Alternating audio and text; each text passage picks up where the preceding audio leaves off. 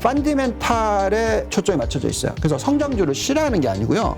결국 흑자 전환을 하면서 성장이 계속 같이 가는 지금 현재 시점에서 비관적으로 보기보다는 얼마나 올라갈지도 계산을 해보자. 네. 실적이 없는데 그냥 기대로서 주가를 끌어올리는 종목을 장기 투자하시면 절대 안 된다는 거죠. 지금 이제 말씀대로 이제 금리, 그러니까 장단기 금리, CPI 물가지수죠. 네. 그 CPI 물가지수와 코어 지수, 근원 물가지수가 꺾이는 정점을 찍고 꺾이는 순간부터 이제 반등이 시작이 될 것이다. 이렇게 네. 시그널을 말씀해 주셨는데 네.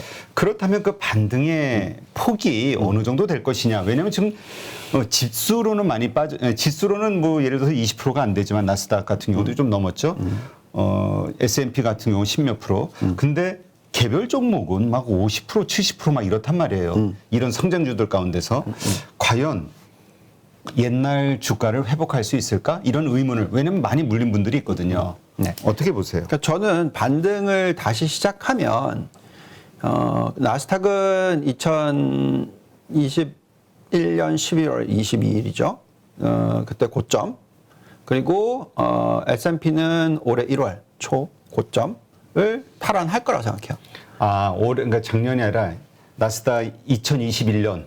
네. 그러니까 어쨌든 고점이 전 고점을 네, 반등을 시작하면 전 고점을 탈환하고 추가로 더 올라가고 끝난다고 생각해요. 그래서 지금 근데 추가로 얼마나 더 빠질 수 있느냐 또는 추가로 얼마나 더 올라갈 수 있느냐 하는 부분은 결국은 펀더멘탈이 얘기를 해줍니다. 그러니까 즉 이익이 어떻게 되느냐, 그죠?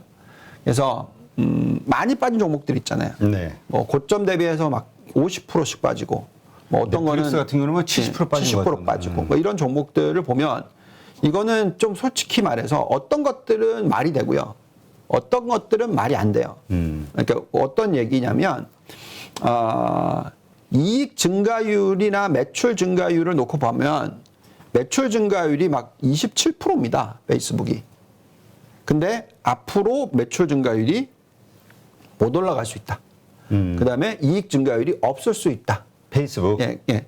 그러면서 지금 엄청나게 두드려 맞았죠. 예, 걱정을 하는 거죠. 넷플릭스도 마찬가지예요. 지금 OTT 사업이 경쟁이 심화되니까 여기서 매출 증가율이 이제 못 일어나는 거 아니냐. 왜냐하면 가입자 수가 더 이상 안 느는데 어떻게 늘어나냐. 이런 거죠. 그러면서 실적이 너무나 싸 보이는데도 빠지는 거죠. 예, 결국은 지금 보시면 또 70%씩 빠진 종목들은요, 그런 대형 종목 말고요, 대부분 실적이 없는 기업들이에요. 적자 기업들. 그러니까 요즘에 많이 순환을 받고 있는 아크 인베스트먼트.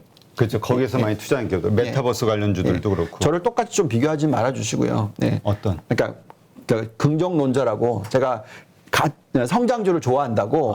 예. 그러니까 저는 항상 제가 운영하는 그하고 캐시우드하고 비교하지 마라. 네. 그러니까 왜냐하면 저는 성장주를 좋아합니다만 전통적으로는 가치주에 더 포커스가 맞춰져 있어요. 왜냐하면 실적과 은행 애널리스트는 어쩔 수 없어요. 그게 그런 데다가 굴뚝 산업에 대해서 굉장히 많이 들여다보는 사람이었고, 그 다음에 IT에 대해서는 제가 뭘 알겠습니까? 그렇지만 많은 얘기를 들으려고 노력을 하는 상황이고요. 그래서 결국은 펀더멘탈에 초점이 맞춰져 있어요. 그래서 성장주를 싫어하는 게 아니고요. 저는 성장주를 어떻게 보냐면 결국 흑자 전환을 하면서 성장이 계속 같이 가는 그때부터 사는 거지, 그 전에 계속 적자일 때는 안 삽니다. 그러니까 적자일 때는 어떻게 될지 잘 모르니까. 그렇죠. 예, 그래서 결국은 펀더멘탈입니다. 근데 이제 지금 얼마나 시장이 과민 반응을 하고 있냐면요. 현재까지 지금 1, 4분기 실적이 또 나왔잖아요. 그렇죠. 12월 달에 4, 4분기 실적, 12월 달 4, 4분기 실적이 올해 2월 달에 나왔었잖아요. 이때도 정말 예상치보다 좋았어요. 근데 시장 계속 빠졌죠. 근데 지금 1, 4분기 실적이 지금 5월 달에 지금 나오고 있죠. 정말 좋게 나오고 있어요. 얼마나 좋게 나오고 있냐면 지금 거의 80% 이상의 기업들이 실적을 발표를 했습니다. 근데 그 중에 자, 보면 어떤 결과가 지금 나오고 있냐면 87%가 예상치보다 좋은 실적, EPS. 게다가 매출이 79%가 예상치보다 높은 숫자. 게다가 매출 증가율이 자그마치 12.2%. 게다가 순이익 마진율은 떨어지긴 했는데 덜 떨어졌어요. 이렇게 코스트가 많이 올라갔는데도, 그죠? 인건비, 원자재 다 올라갔잖아요. 그러면은 순이익 마진율이 뚝뚝 떨어져야 돼요. 근데 떨어지는 폭이 그렇게 크지 않아요. 여기에 지금 현재 이 포워드 PER이 17.6배로 떨어졌습니다. 그러니까 과거 평균 18.6배보다 훨씬 낮고요. 예, 2020년 이후 최저치로 떨어져 있고요. 그런 상황이기 때문에 지금 실적이 시장을 지배하는 게 아니고, 원래는 그런데 지금은 그냥 매크로, 예, 인플레이션, 미연준, 여기에만 초점이 좀 맞춰져 있어요. 그래서 결국 근데 그 매크로가 풀리는 모습을 보여주기 시작하면 결국 실적으로 되돌아가는데, 그 실적이 이렇게 뒷받침이 되고 있다라는 것은 그만큼 ROE가 꺾이지 않는다는 얘기예요. 자기 자본 이익률이 꺾이지 않으면 현재 지금 S&P 500의 ROE가 20%대고요. 나스닥의 ROE가 22%대예요. 그럼 이게 무슨 얘기냐면, 그게 안 꺾인다는 얘기는 무슨 얘기냐면, 계속 증시는 한 해가 지나가면 그만큼 오를 힘이 생기는 거예요. 이해가시죠? 네. 예, 그래서 지금 현재 시점에서 비관적으로 보기보다는 얼마나 올라갈지도 계산을 해보자. 네. 그래서 오히려 지금 이제 아까도 얘기하셨지만 이제 분할 매수의 시점이다. 지금은 시장이 공포에 불안해할 때, 그러면 큰 수익을 얻을 수 있다. 있죠. 지금 요 도표 한번 볼까요? 요 하나만 드릴게요. 미연준의 경기 침체 가능성 지표. 미연준이 보고 있는 거예요. 왜 미연준이 저렇게 대놓고 금리 올려도 경기 침체 안 온다라고 얘기를 하느냐. 고용, 산업 생산, 실질 개인 소득, 실질 제조와 무역 매출이 이걸 가지고 만드는 지표들이에요. 보시면은 지금 여기 너무나 낮다고요. 경기 침체가 올 때는 이렇게 팍 스파이크가 다 올라와요. 스파이크 올라갔다가 지금 안 올라가요. 그래서 물론 올라갈 수도 있죠. 근데 어쨌든 현재의 이 경기 침체는 좀 두고 보자라고 좀 말씀을 드릴게요. 네, 알겠습니다. 그러니까 경기 침체에 대해서 너무 두려워하지 말자. 적극적으로 매수를 하게 되면 지금 오히려 이 낮은 구간에서 산 주식들은 큰 수익을 줄 것이다.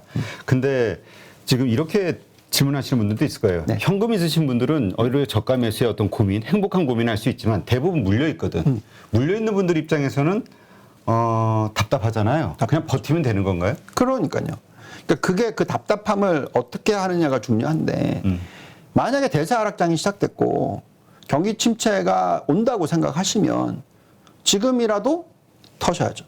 그러니까 이제 그거를 판단하기가 참 어려우니까 이제 우리 전문가분들의 의견을 자꾸 참고를 하려고 하는 건데, 이제 서로 의견들이 막 갈린단 말이에요. 네. 이제 대세 하락장이 시작된다, 경기 침체가 상당히 크게 올 것이다, 지금 당장 저가 매수할 때다, 이런 의견들이 있는데, 지금 얘기하신 이런 지표만 봐서는 그렇게 생각하신다는 거잖아요. 저가 매수. 경제 지표도 그렇고요. 또한 결국은 우리는 숫자가 중요하다고요. 그래서 시장의 방향성을 잘 모르겠을 때는, 정답을 낼 수 없을 때는 우리는 어디에 기대해야 되냐? 숫자에 기대해야 돼요. 근데 그 숫자는 뭐냐? 실적입니다. 그죠? 그래서 우리는 결국 이럴 때는 결국 기업 실적이 좋은 회사, 그리고 성장을 계속 하는 회사, 아니면 너무나 실적 대비해서 너무 저평가되어 있는 회사, 그러니까 이걸 골라서 그냥 버티기를 하셔야 되는 거죠.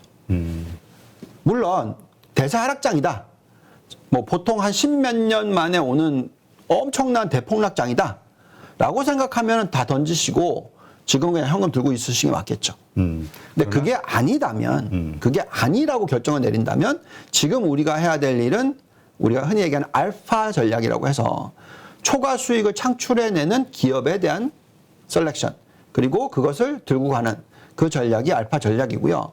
그러니까 델타 전략이라고 하는 게 시장 방향성에 베팅을 하는 거예요. 근데 우리나라 투자자분들은 상당히 많은 분들이 너무 방향성 투자를 하세요. 그렇지, 떨어질 것 같은 인버스 많이 투자하고, 레버리지 쓰기도 하고. 근데 그거는 잘 맞출 수는 있지만 매번 맞추지 못하잖아요. 그렇죠. 그래서 한번 틀리면 엉망이 돼요.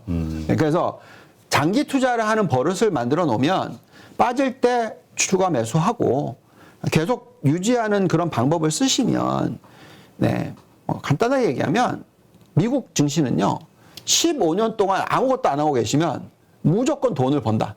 지금 그게 이제까지 미국 증시에 대한 우리의 그 믿음이었잖아요. 이 믿음은 깨지지 않을 거라고 보시나요? 그게 앞으로도? 왜 깨지죠? 네? 왜 깨지죠? 많은 그 경제학자들이 보는 거는 지금 상당히 그 우리 뭐 버핏 지수로 이야기하잖아요. 그 보면 200 그 GDP 대비 뭐 2배 이상의 어떤 시가총액 뭐 이러저러한 이야기들로 지금 버블이 상당히 심각하고 이거는 꺼질 수밖에 없다. 이렇게 보는 분들. 그러면 버핏님께서 현금을 소진하시면 안 됐겠네. 근데 계속 사고 있다 요즘. 너무 극으로 가지 마시고요. 네.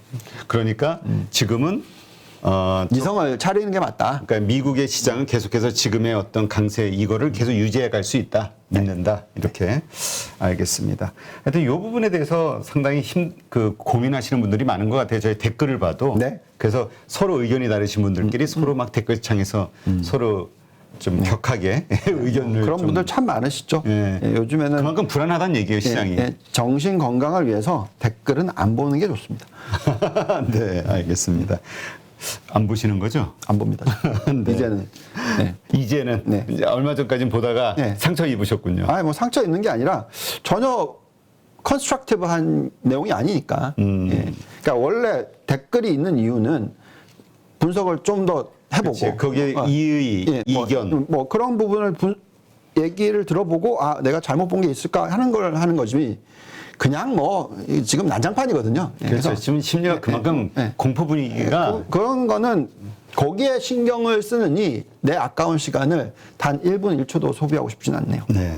자, 그러면 우리 그 앞으로 그럼 반등도 중요하지만 알파 전략을 추구하기 위해서는 종목 선정을 잘 해야 되잖아요. 네. 어떤 주식을 사야 되는 것이냐. 네. 자, 그래서 그게 제가 운용을 하다 보니까 종목을 다 뭐 보여드릴 수는 없는데 어느 걸 들고 있다, 어느 거를 안 들고 있다 얘기는 하기는 어렵고요. 그래서 이제 저희가 이제 업종별로서 이제 생각을 하는 게 있어요. 그래서 반도체라든지 태양광, 신재생 에너지, 그다음에 천연가스, 고유 에너지, 전기차, 자동차, 원자재, 금융, 심지어는 대체 자산까지, 금은 가상화폐까지 이렇게 포트폴리오를 구성을 합니다. 자, 어떻게 포트폴리오 구성을 할지는 제 투자 레터를 보시면 될 것 같고요. 그냥 업종별로 한번 볼게요. 예, 보시면은 이제 우리가 반도체 업종 종목들을 쭉 골라서 올려보면 어떤 종목들이 올라오냐면요. 그 메모리 쪽 그리고 장비예요, 여전히. 장비 쪽이 좋아 보입니다. 반도체 쪽이 일단 상위 차지하고 있네요. 네, 정말로 반도체를 좋게 보고 있고요. 그 다음에 신재생 에너지. 신재생 에너지는 올라오는 종목들을 대부분 보시면 중국이에요. 그래서 신재생 에너지 태양광 쪽은 미국은 아까 보여드렸지 반도체 종목 맞지만 중국은 신재생 에너지예요. 그래서 중국 쪽에 있는 신재생 에너지에 대한 투자를 한다라고 말씀을 드리겠고요. 그 다음에 이제 자동차로 보면 중국과 미국을 똑같이 보고 있습니다. 그래서 앱티브 우리나라도 올라와요. 포드, 니오, 테슬라. 예, 자동차 GM. 쪽도 이제 좀 기대감이 조금씩 있습니다. 올라오나 보네요. 네, 괜찮아 보이고요. 그다음에 고유 에너지. 그러니까 이거는 이제 석유나 천연가스 이런 쪽도 보는데 저는 천연가스를 좋아합니다. 왜냐하면 신재생 에너지 안에도 포함을 시키려고 유럽 쪽에서 하니까. 예, 물론 탄소 배출 제로에 있어서 중요한 업종이 될 수도 있으니까 어쨌든 보시면은 이제 이런 종목들. 근데 참 쉐브론이 그리고 옥시덴탈 페트롤리움이 예상보다도 상당히 좋은 숫자로 올라왔어요. 이게 지난 실적이 그러니까 제가 그러니까 한 달 전만 하더라도 이 숫자를 보고 있으면 저희가 예상 실적을 가지고 하거든요. 제가 예측을 하는 게 아니라서 다 상승 여리가 없다고 나왔거든요. 그래서 워런 버핏님이 왜 쉐보론을 샀고 왜 옥시덴탈 페트롤리움을 샀을까 이해가 안 되네. 같이 투자하신다면서 대번 에너지를 사셨어야지 뭐 이렇게 생각을 했는데 숫자가 확 올라가 버렸어요. 예. 그래서 아무튼 쉐보론은 왜 샀는지는 알겠어요 이제. 그래서 결국 어쨌든 실적이 뒷받침되는 종목이 중요하다. 지금 이제 각 그 업종들, 주식들마다 지금 상승 여력이 있잖아요. 네. 그러면 우리가 얼핏 생각하기에는 저 상승 여력이 높은 주식이 가장 매력적인 주식이다. 매력적인 주식이지 저게 목표가는 아닙니다. 목표가가 여기 나와 있듯이 아니다. 잔존가치 모델상 상승의 목표가를 제시하는 것이 아님. 그리고 적정 주가 수준이라는 것이고 얼마나 고평가 저평가되어 있는지 상대적 분석 툴입니다. 예, 상대적인. 그래서 저희가 종목을 고를 때는 그러니까 높은 쪽을 골라서 포트폴리오를 구성한다는 거지 저기에 목표치 갈 때까지 안 팔아 이거 아니고요. 네. 그러니까 결국은 상대적인 종목을 골라내는 툴이다라고 말씀을 드릴게요. 그러면 네. 그 이렇게 샀을 때 이제 매도도 중요하지 않습니까? 매도는 언제 하는 건가요? 우리 유동원 본부장님의 기준으로는 이제 사기는 이런 기준으로 저는 어떻게 하냐? 그러니까 저는 어떻게 하냐면요. 예를 들어서 동일 포트폴리오를 구성을 해놨어요. 그럼 반도체 업종을 들고 있다고 칩시다. 네. 그러면 이제 반도체 비중을 얼마를 가져간다? 한 30% 가져간다고 쳐요. 그래서 30%를 인덱스를 샀다가 절반은 15%, 그러니까 30% 중에서 15%는 인덱스, 15%를 종목을 샀다고 쳐요. 근데 15% 종목을 다 살 수는 없잖아요. 그럼 한 3개를 샀어요. 제가 봤을 때 제일 좋아하는 3개 종목.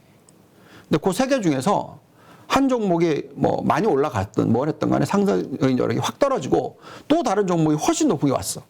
그러면 그거 스위치를 해요.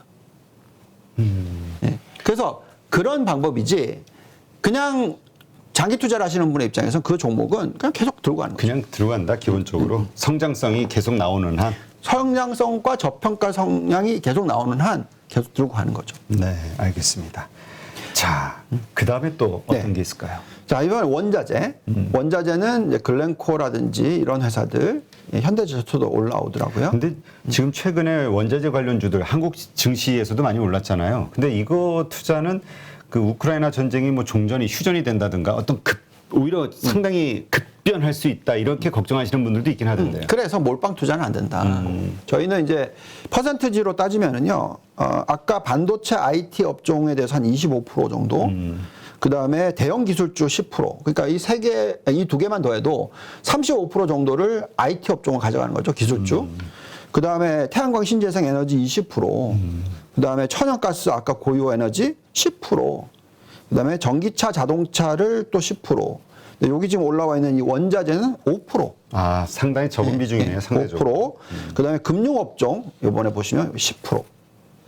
근데 이제 금융업종도 보시면은 상대적으로 제2금융권들이 더 매력이 있어요. 에크로버 홀딩스, 레이먼 제임스, 아멕스, 비자, 이건 신용카드들이죠. 신용카드 회사. 그리고 찰스 왑은 당연히 브로커리지, 증권회사. 근데 이제 밑으로 가면 이제 은행들인데 은행들의 매력도는 상대적으로 좀 떨어져요. 웰스파고만 좋아 보입니다. 우리가 저 신용카드 지금 한국에서도 지금 카드주들에 대해서 좀 관심이 커지고 있잖아요. 미국도 지금 그런 것 같은데 일단 저 저평가돼 있는 이유, 그러니까 그리고 상승할 거라고 생각하는 이유는 그동안 코로나 때문에 소비를 제대로 많이 못했는데 이게 풀리기 때문이라고 그렇죠. 봐야 되나요? 네. 플러스 그것을 뒷받침할 수 있는 펀더멘털이 있다는 거죠. 펀더멘탈이라는 건 어떤 걸까요? 그러니까 가계 부채 비율이 낮고 아, 내 소득이 경제. 높고 게다가 내가 소득 쓸 수 있는 여력이 있고 저축률이 높고 그러니까 옛날에 막 터질 때하고는 비교가 안 될 정도의 개인들의 펀더멘털이라는 거죠. 그러니 우리 옛날에 카드 대란이 있었잖아요. 그렇죠. 그때는 완전 엉망이었거든요.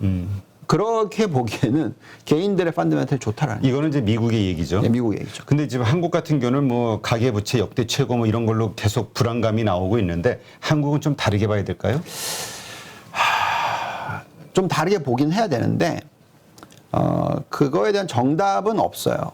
왜냐하면 이게 단순 비교하기가 참 어려운 숫자들이에요. 우리는 또 오랫동안 이미 이런 상황이 유지가 되어 왔기 때문에 그래서 그런 비슷한 국가가 어디가 있냐면 호주, 캐나다, 영국 이런 국가들이 그래요. 그래서 가계 부채 비율이 상당히 높은 편입니다. 근데 이제 지금 금리가 올라가면 당연히 영향을 받겠죠.